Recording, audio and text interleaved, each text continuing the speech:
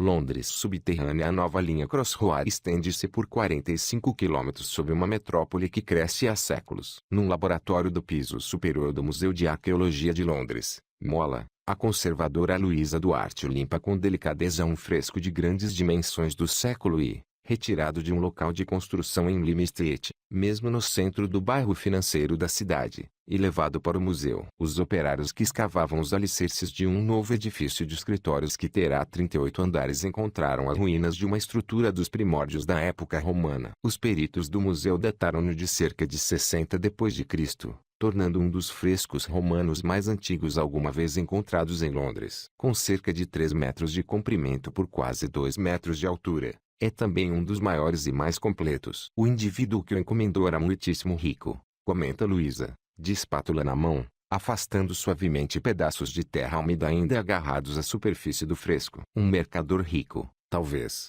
ou um banqueiro. Alguém com bom gosto, dinheiro e estilo. Este pedaço de vermelho, por exemplo, parece ser cinabre, pigmento caro e pouco utilizado. Encontramo-lo ocasionalmente, mas apenas nas melhores obras. Os arqueólogos pensam que o fresco adornava um edifício demolido na viragem para o século II d.C., de forma a criar espaço para uma grandiosa basílica e um fórum, o maior que os romanos construíram a norte dos Alpes, com maior volumetria do que a Catedral de São Paulo na atualidade. Bairros inteiros foram derrubados. Foi o primeiro de vários projetos de renovação urbana que a cidade viveu nos 1900 anos seguintes. Se levantarmos o pavimento de uma cidade antiga como Londres, podemos encontrar quase tudo, desde um fresco romano do século I a um par de patins de gelo medievais e até um dente de elefante. Como uma das capitais europeias mais antigas, Londres foi continuamente habitada e sucessivamente construída em camadas sobrepostas por romanos, saxões, normandos,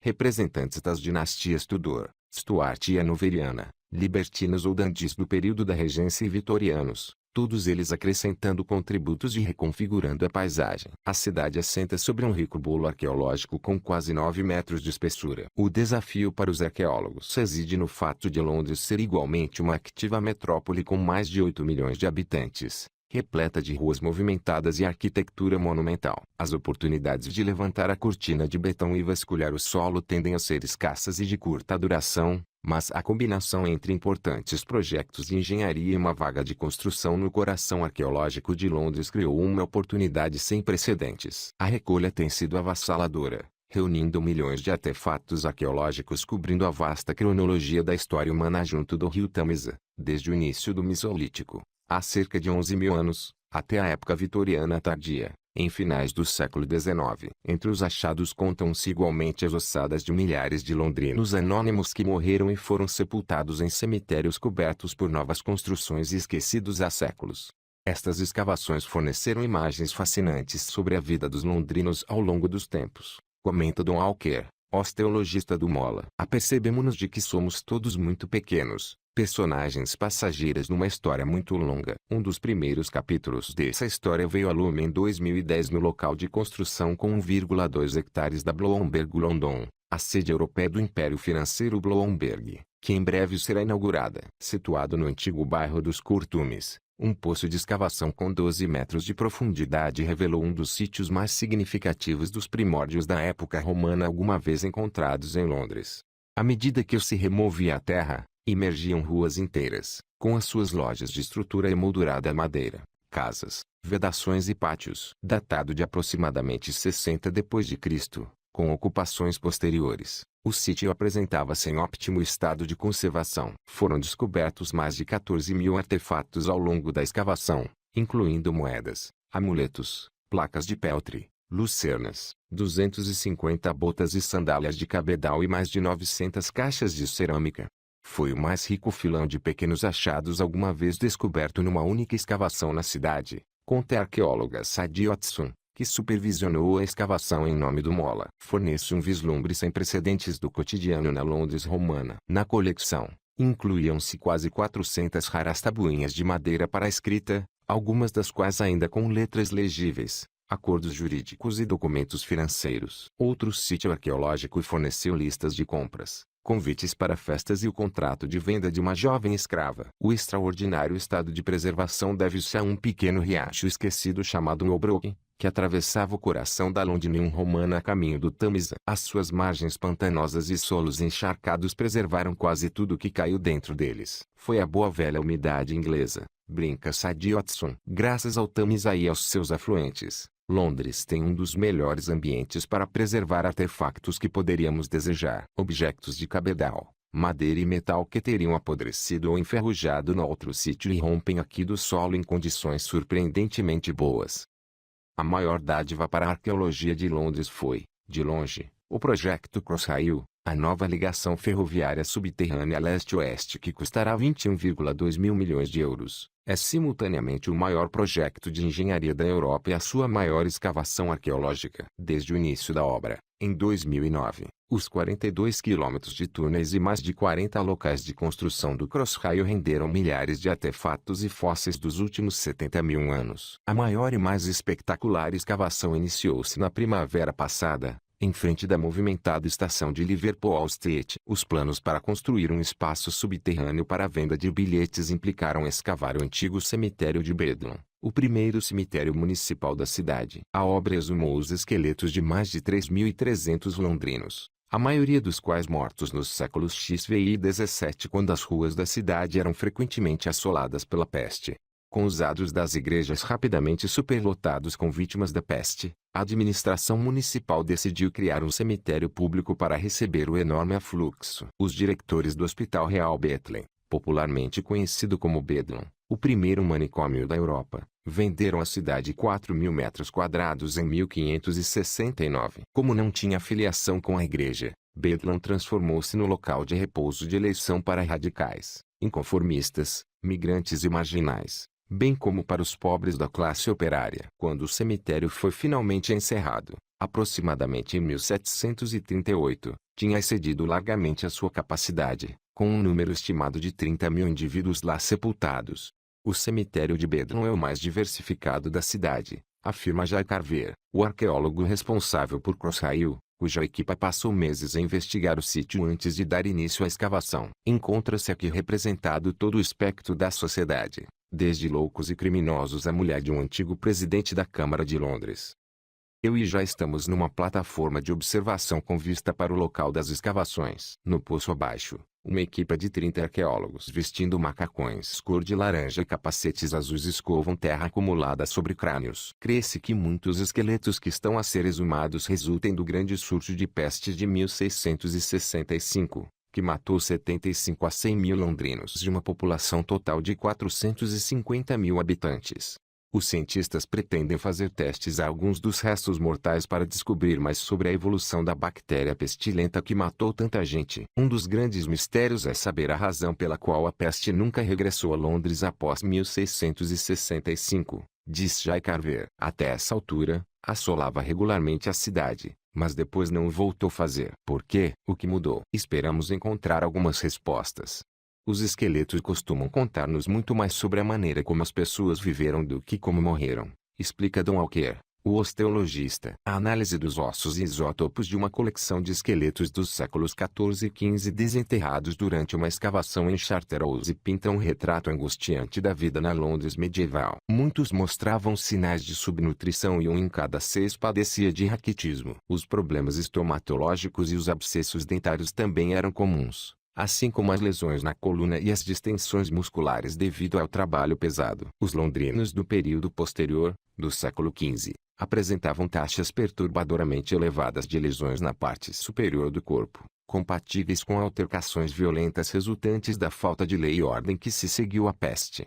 E, no entanto, Londres ainda parecia exercer forte atração sobre as populações rurais em busca de uma vida melhor. A análise de isótopos revela que quase metade dos esqueletos testados eram de indivíduos que tinham crescido fora da cidade, alguns vindos de locais tão longínquos como o norte da Escócia. Parece que a Londres do século XIV já atraía pessoas de toda a Grã-Bretanha, resume Jay Walker. São 8 horas da manhã num dia de semana úmido e o passeio em frente da estação de Cannon Street apresenta-se cheio de passageiros suburbanos. Poucos, se é que alguns, Reparou na grelha de ferro instalada junto das fundações do edifício de um antigo banco do outro lado da rua e muitos menos espreitam entre as barras para ver o pedaço de arenito que lá está, guardado para sua proteção. É a Pedra de Londres. Ninguém sabe qual seria o seu propósito original, mas reza a lenda que a cidade cairá em desgraça se a pedra for algum dia removida ou destruída. É mencionada em escrituras de propriedades desde 1108 e já então era considerada um marco bastante antigo. Segundo William Camden,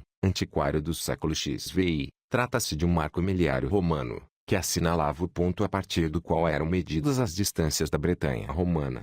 A pedra é mencionada nas peças de William Shakespeare e nos poemas de William Blake. Durante séculos, esteve no meio da rua, como um marco folclórico. Em 1742, foi finalmente considerada um risco para o trânsito e mudada para o lado norte da rua, num local menos incômodo. Ali ficou desde então, inicialmente junto da entrada da igreja de Saint-Sulpice. Depois de a igreja ser destruída durante os bombardeamentos da Segunda Guerra Mundial, colocada numa reentrância da parede do novo edifício. A finalidade da Pedra de Londres é algo misteriosa, diz Janice Dale, inspetora de monumentos antigos da Historic England, o organismo nacional que promove a preservação dos marcos históricos. Mas desempenha um papel na história da arqueologia em Londres. Quando Sir Christopher Wren reconstruiu a igreja de Saint-Sulpice, depois do grande incêndio de 1666, fez questão de erguer uma cúpula em redor da Pedra de Londres, então situada junto da igreja, para melhor a proteger. É o primeiro exemplo conhecido de alguém tomar medidas para proteger um sítio arqueológico in situ. Christopher Wren teve muito menos cuidado com as substanciais ruínas romanas que descobriu enquanto escavava as fundações da Catedral de São Paulo. Felizmente para a posteridade, outro homem teve esse cuidado, um antiquário local chamado John Conyers, que seguiu os operários de Wren, tirando apontamentos, guardando artefatos e fazendo desenhos detalhados daquilo que os historiadores contemporâneos consideram uma das primeiras investigações arqueológicas formais do mundo. John Conyers também registrou a escavação de um mamute alguns anos mais tarde, junto de King's Cross, e foi o primeiro a argumentar, com sucesso, que o biface de sílex descoberto nas proximidades era de origem humana. Anteriormente, dizia-se que este tipo de coisas eram raios das fadas, comenta Janice Dale. Seria apenas depois da década de 1840, quando os engenheiros vitorianos começaram a abrir túneis debaixo da cidade para construir um amplo sistema de esgotos, que a arqueologia ganhou consistência. Um farmacêutico, colecionador de moedas e antiquário amador, chamado Charles Roach Smith, pôs de lado as convenções sociais, vestiu roupas velhas e entrou nos túneis para seguir os operários. À semelhança de John Conyers, observou as escavações, tirou apontamentos, fez desenhos e salvou todos os artefactos que conseguiu. Foi o início da arqueologia em locais de construção, tal como a conhecemos, diz Jay Carver. Roach Smith tornou-se a maior autoridade do país em antiguidades britânicas da época romana e o seu livro Illustrations of Roman London foi a melhor obra sobre o tema durante 50 anos. A sua coleção pessoal de artefatos formou mais tarde o núcleo da coleção britânica romana do Museu de Londres. Numa reviravolta curiosa do destino, o local da antiga casa de Roach Smith, no número 5 de Liverpool Street, é atualmente ocupado pelo edifício de escritórios que aloja a equipe de arqueologia da Crossrail, uma coincidência não ignorada pelo seu arqueólogo principal. Roach Smith ocupa um lugar especial nos nossos pensamentos, diz. Embora ele tenha trabalhado há 150 anos, as suas notas e observações têm sido úteis para nos alertar sobre o potencial de vários sítios da cidade. Nem toda a arqueologia de Londres é subterrânea. Segmentos imponentes da muralha romana original do século II que em tempos envolveu a cidade ainda podem ser vistos em locais como o Tower Hill, no Jardim de St. Alpage ou junto do próprio Museu de Londres, onde uma secção da muralha romana foi posta e descoberto pela Luftwaffe alemã no decorrer de um bombardeamento noturno em 1940. Quem estacionar o carro numa garagem subterrânea ali perto poderá aproximar o para-choques de uma das portas primitivas da cidade. Se cortar o cabelo na barbearia da esquina de Gracechurch Street e Leadenhall Market, pode ver o suporte de um arco da Basílica Romana do século II na cave imediatamente abaixo. Mas o maior e mais visível sítio arqueológico de Londres é o Tâmisa, na Maré Baixa, diz Natalie Cohen, responsável pelo programa de descoberta do Tâmisa, do Museu de Arqueologia de Londres. Pouco depois da alvorada numa manhã límpida de inverno, a cúpula da Catedral de São Paulo cintila sob a luz oblíqua do sol. Estamos na margem do Tâmisa, mesmo abaixo da catedral, Descendo alguns degraus cobertos de lima até a faixa de praia recentemente posta a descoberto. É um amontoado de seixos polidos pela água, telhas, ossos de animais, cerâmica, pedaços partidos de cachimbos de barro, ferro enferrujado e pedaços grossos de vidro colorido arredondados e foscos pela ação inexorável das ondas. Quase tudo o que aqui vemos é arqueologia, diz Nathalie, apontando para uma telha da época romana aqui um pedaço de porcelana vitoriana azul acolá. Enquanto remexemos o solo irregular, a cada maré isto é misturado novamente. Nunca vemos o mesmo duas vezes. Nunca se sabe o que poderemos encontrar. Grande parte da orla fluvial é acessível ao público e popular entre arqueólogos amadores e entusiastas dos detectores de metais. Indivíduos cujos talentos e energia Nathalie e os colegas recrutaram para registrar, monitorizar e salvaguardar sítios protegidos situados ao longo da praia. Um deles é Kenite, uma reentrância na margem mesmo abaixo da Ponte do Milênio. Registrada pela primeira vez em documentos anglo-saxônicos do século IX.